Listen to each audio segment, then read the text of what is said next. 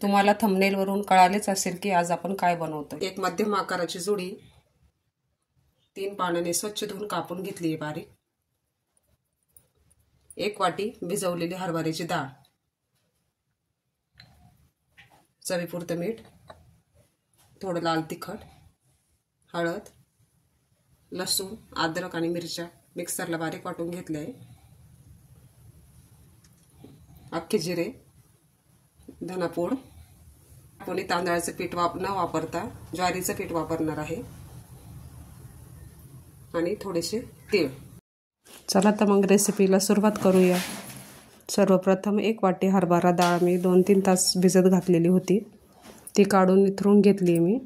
ती डाळ आपल्याला आता मिक्सरमध्ये पाणी न घालता बारीक वाटून घ्यायची आहे। हे बघा डाळ वाटून झाली आहे, याप्रमाणे बारीक करून घ्यायची। ही वाटलेली डाळ आता मी लगेच एका भांड्यात काढून घेते। इथे आपण पिठाचा वापर न करता भिजलेल्या डाळीचा वापर करतोय, तरी आपली कोथिंबीर वडी खूप छान बनते।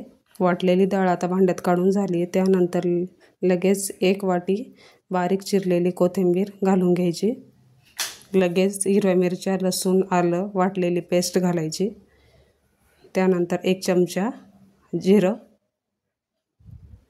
धनापूड 1 चमचा, हळद चिमूटभर, लाल तिखट थोडंसं। इथे आपली कोथिंबीर वडी कुरकुरीत होण्यासाठी तांदळाचं पीठ न घालता ज्वारीचं पीठ घालून घ्यायचं आहे आपल्याला, यामुळे आपल्या पिठाला बाइंडिंग पण छान येते। सर्वप्रथम 4 चमचे घालून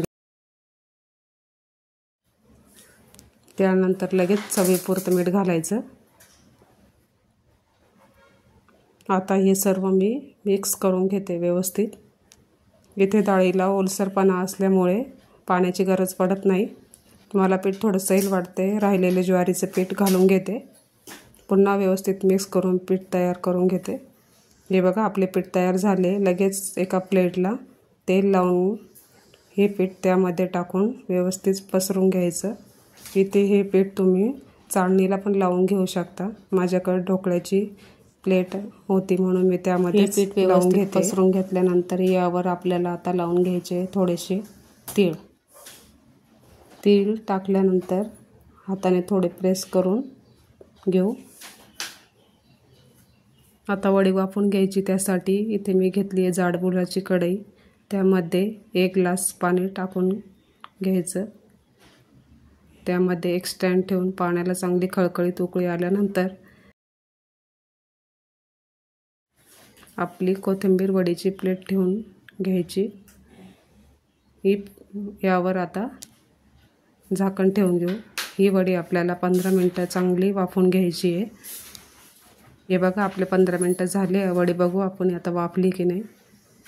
इथे मी हाताने प्रेस करून बघितली तर हाताला चिटकत नाही आहे।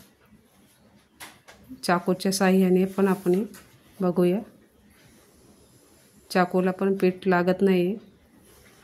याचा अर्थ आपली वडी व्यवस्थित वाफली गेलेली आहे।